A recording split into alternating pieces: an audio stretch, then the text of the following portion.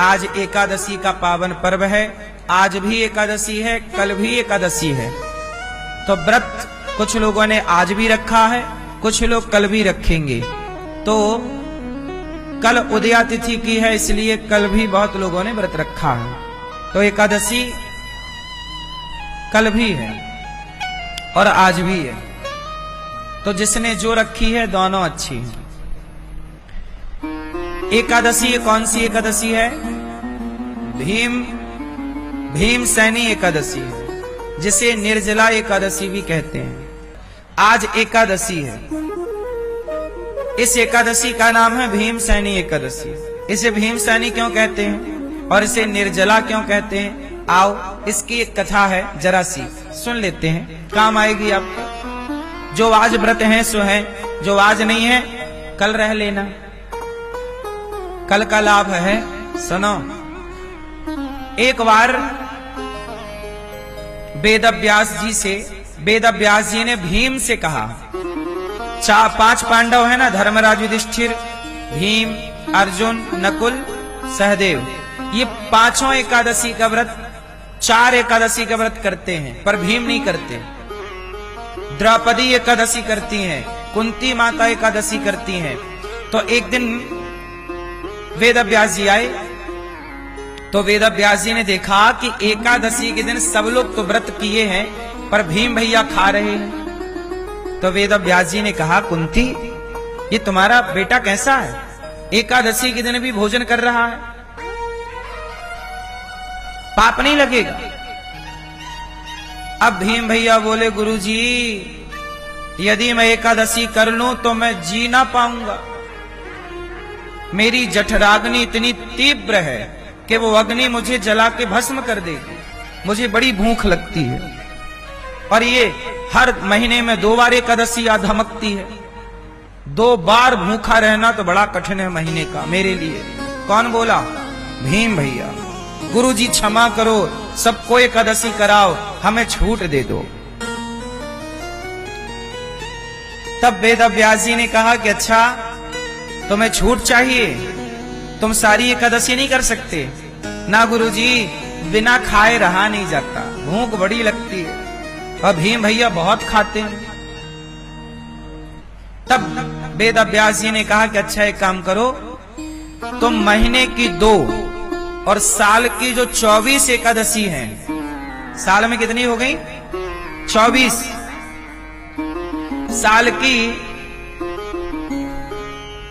साल की जो 24 एकादशी हैं, तुम 24 एकादशी नहीं कर सकते, तो एक काम करो, ज्येष्ठ मास के शुक्ल पक्ष की जो एकादशी है, ज्येष्ठ मतलब बड़ा, ये कौन सा महीना चल रहा है? जेठ चल रहा है। ज्येष्ठ मास के शुक्ल पक्ष की आप एकादशी करो, और वो निर्जला यदि आप करो तो आपको पूरी 24 एकादशी करने का फल प्राप्त हो जाएगा। आप साल भर की 24 एकादशी नहीं कर पाए, कोई बात नहीं, पर आप ज्येष्ठ मास की एकादशी कर लोगे तो आपको साल भर की एकादशी का फल प्राप्त हो जाएगा। तो कैसे करें गुरुजी, विधि क्या है? बोले 10वीं के दिन से, मतलब आज के दिन से, आप शाम को सूर्यास्त के बाद भोजन ना करें। सूर्यास्त के पहले कुछ खा लें तो ठीक है, और बहुत जरूरी है तो चावल ना खाएं शाम को 10वीं के दिन। और भगवान का चिंतन आज से ही स्टार्ट कर दें। फिर एकादशी आएगी तो सवेरे जल्दी जाग कर स्नान करके सूर्य भगवान को जल चढ़ाकर और भगवान का स्नान पूजन करके भगवान का कीर्तन करो। ज्यादा से ज्यादा भगवान श्रीमन्नारायण का ध्यान करो। एकादशी मतलब आपने पूरा दिन भगवान को दिया। एकादशी का मतलब है कि आपने उस दिन को भगवान के चरणों में समर्पित कर दिया। पूरा दिन ईश्वर के नाम, आज दिन भर भगवान की चर्चा, भगवान की कथा, भगवान का चिंतन में वो दिन बीत जाए।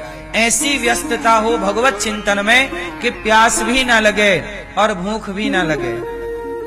अब कोई कहे गुरुजी चलो भीम भैया तूने निर्जला कर लिया, पानी तक नहीं पिया, पर हम लोग तो पानी पिए। तो देखो जो 24 एकादशी करते हैं वो लोग तो इस एकादशी को भी आप निर्जला भले ना करो, पानी पी सकते हैं। सामान्य एकादशी जो करते हो सारे में आप फलाहार कर लेते हो, इसमें फलाहार मत करिएगा। आप निर्जला कर सको बिना पानी के तब तो बढ़िया है, लेकिन आप पानी पीना चाहो तो तबीयत ना बिगाड़ लेना, हॉस्पिटल ना पहुंच जाना एकादशी के चक्कर में, इसका ख्याल रख के। हॉस्पिटल ना पहुंच जाना इसका ख्याल रख के ही व्रत करें, क्योंकि गर्मी भी बड़ी भीषण है। क्यों मैया? वरना भाव में बिना पानी के रहो, कल से पति परेशान हो ले लेके डोले हॉस्पिटल। इसलिए आप नींबू पानी ले सकते हैं, निर्जला आप कर सको तो आपकी मर्जी, पर आप पानी भी पिए तो भी कोई दोष नहीं है। कुछ खाएं ना, क्योंकि भगवान की देखो भीम भैया तो साल में एक एकादशी रखते हैं ना, अपन लोग तो 24 करते हैं। तो 24 करने वालों के लिए थोड़ी जरूरत है निर्जला की, पर जो साल भर नहीं करता और वो एक ही बार में सारा पुण्य लेना चाहता है, तब तो भैया थोड़ा तपना पड़ेगा, थोड़ा मेहनत करनी पड़ेगी। क्यों मैया, क्या बोलती तू? सही है। तो एकादशी का व्रत सबको करना चाहिए, सारे व्रतों में श्रेष्ठ व्रत एकादशी है। अच्छा एक बात बताओ, किसी नास्तिक ने कहा कि महाराज ये बताओ, आप कह रहे हो रोटी ना खाओ, भोजन ना करो, तो क्या भगवान ये कहते हैं कि मेरे लिए तुम भूखे रहो? भाई कौन भगवान कहते हैं कि मेरे लिए तुम भूखे रहो? सुनो, भगवान नहीं कहते कि मेरे लिए भूखे रहो, भगवान नहीं कहते, फिर कौन कहता है? ये भक्त की तपस्या है। बच्चा 8-8 घंटे पढ़ता है, बहुत सारे बच्चे नहीं पढ़ते। हमें नहीं पढ़ना भैया, नहीं पढ़ना। भाई नहीं पढ़ना तो डिग्री नहीं मिलेगी, पर डिग्री लेना है तो भैया 8 घंटे पढ़ना पड़ेगा। आप बिना पढ़े सीए तो नहीं बन सकते, बिना पढ़े इंजीनियर तो नहीं हो सकते। बोलो हाँ। आप कहो जी मैं पढ़ूंगा नहीं, पर मुझे आईएएस बनना है, कलेक्टर बनना है, संभव है साहब? भाई हमें कलेक्टर बनना ही नहीं तो हम नहीं पढ़ेंगे, तुम्हें बनना है तो पढ़ो। ऐसे ही है साहब, कोई थोड़ी कहता कि तुम पढ़ो। भाई तुम्हें बनना है तो पढ़ो, नहीं बनना तो कौन तुम्हारे पीछे पड़ेगा। ऐसे ही है कि तुम्हें पुण्य चाहिए तो परमात्मा को पाने के लिए थोड़ा तपस्या करो, और नहीं चाहिए तो कौन कह रहा कि तपो, मत तपो। ये तो तपस्या है। ध्रुव जी ने 5 महीने में भगवान को पा लिया। ध्रुव जी ने कितने महीने में पा लिया? बोलो। क्यों? 5 महीने में उन्होंने तपस्या कर ली। कोई 1 साल में एक बार में आईएएस हो जाता है, कोई 5 साल तक नहीं हो पाता। 5 बार दे दिया, नहीं हुआ। बोलो हाँ। तो ये तो भैया अपनी मेहनत के ऊपर है ना, कि आपने कितनी लगन से काम किया। उसी तरह ध्रुव जी 5 महीने में पा गए, और लोग 50 साल में नहीं पा रहे हैं ईश्वर को। तो तपस्या तो चाहिए, इसे कहते हैं तपना। अच्छा, इसका दूसरा कारण है, व्रत क्यों रखना चाहिए, इसका वैज्ञानिक कारण क्या है? चलो बताओ, आप बताओ। व्रत का वैज्ञानिक साइंटिफिक रीजन क्या है? आप बताओ। व्रत क्यों करना चाहिए, वैज्ञानिक कारण क्या है? हाँ? क्यों करना चाहिए? अच्छा एक बात बताओ, आपके घर में एसी चलती है, पंखा चलता है, कूलर चलता है, थोड़ी देर के लिए उसे बंद भी करते हो कि नहीं? गाड़ी चलती है तो 24 घंटे चलाते हो कि 2 मिनट, 10 मिनट, 50 मिनट गाड़ी को रेस्ट देते हो कि नहीं? इंजन ठंडा हो जाए, कांटा उसका ज्यादा गर्म हो जाए गाड़ी, तो गाड़ी खुद बोलने लगती है कि भाई मैं गर्म हूं, कांटा बोलने लगता उसका। बोलो हाँ, एक सिग्नल होता है ना गाड़ी में। तो मशीन भी थोड़ी देर के लिए बंद करनी पड़ती है, हाँ या ना? ऐसे हमारा शरीर एक मशीन है। 24 घंटे दिन रात आप खाए जा रहे हो, खाए जा रहे हो, खाए जा रहे हो। तो एकादशी के दिन अपने मुंह को, अपनी मशीन को बंद रखो, केवल भगवान नाम जपेंगे, कोई पदार्थ ना जाएगा पेट में, अपने आप पेट ठीक हो जाएगा, स्वास्थ्य ठीक हो जाएगा, शरीर को डिटॉक्स करने का मौका मिल जाएगा। बॉडी हमारे अपने आप को फिल्टर कर लेगी, साफ कर लेगी। बोलो हाँ, एक दिन आप कुछ नहीं खाओगे तो हमारी बॉडी अपने को क्या कर लेगी? साफ कर लेगी। आंतों में जमा हुआ मल निकल जाएगा, आप लंबा जियोगे और ठूस ठूस के खाओगे, जल्दी निपट जाओगे। क्यों मेरी मां? एक निर्जला एकादशी का मतलब है कि पानी भी ना पियो। अब सोचो क्या होगा? अब निर्जला एकादशी आती कब है? गर्मियों में। ये गर्मी चल रही है, जून का महीना। बोलो हाँ, जून ही चल रहा है ना, जून चल रहा है। और जून में निर्जला, आप महाराज जी पागल हो क्या? पानी की मना कर रहे हो? सुनो, हम सारी जिंदगी पानी पीते हैं। एक दिन यदि हम पानी नहीं पिएंगे तो क्या होगा? पानी भीतर जाएगा नहीं, अंदर जो जमा पानी है वो पसीने के द्वारा सब बाहर निकल जाएगा। क्या होगा? हमारा शरीर बिल्कुल फिट हो जाएगा। इसलिए हमारे ऋषि मुनियों ने व्रत का नियम बनाया कि भाई व्रत रखोगे महीने में 2 बार तो आपका शरीर बीमार ही नहीं पड़ेगा। आज बीमार इसलिए पड़ता है क्योंकि आप शरीर को एक भी दिन का रेस्ट नहीं देते खाने की तरफ से। बोलो हाँ, ये बात सही है कि गलत है? भाई शरीर है वो भी रेस्ट मांगता, पेट क्या करता? पचाता है। कब तक करेगा यार? थोड़ा उसे भी तो एक दिन का संडे दो, उसकी भी संडे।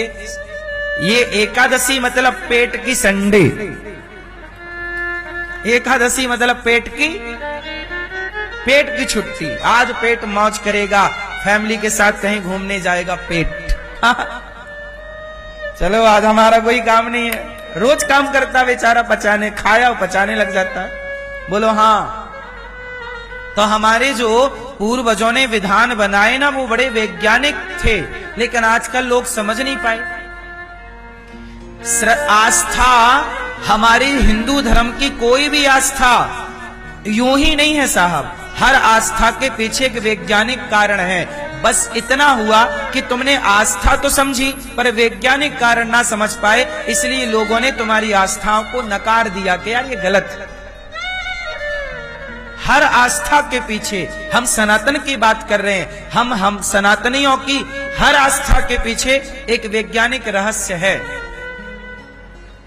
या नहीं? नहीं है। चाहे वो तुलसी की पूजा हो, चाहे वो पीपल की पूजा हो, चाहे वो नदियों की पूजा हो, चाहे वो समुद्र की पूजा हो, चाहे पत्थर की पूजा हो, चाहे पर्वतों की पूजा हो, हम सनातनी लोग पर्वतों की पूजा करते हैं। गिरिराज जी पहाड़ हैं, कामतानाथ जी पहाड़ हैं, तिरुमला पर्वत है।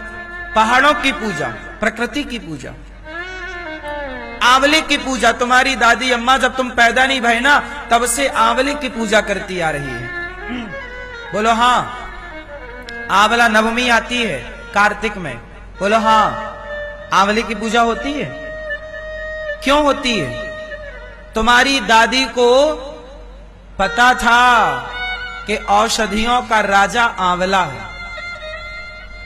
औषधियों का राजा कौन? औषधियों का राजा कौन? आंवला।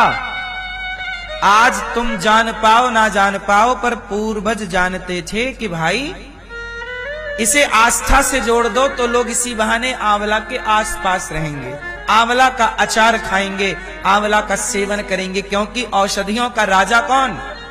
आंवला। एक आंवला खाने वाला बीमार ही नहीं पड़ता। ये देखो आंवला नवमी है। लेकिन अब तुम्हें समझाए कौन?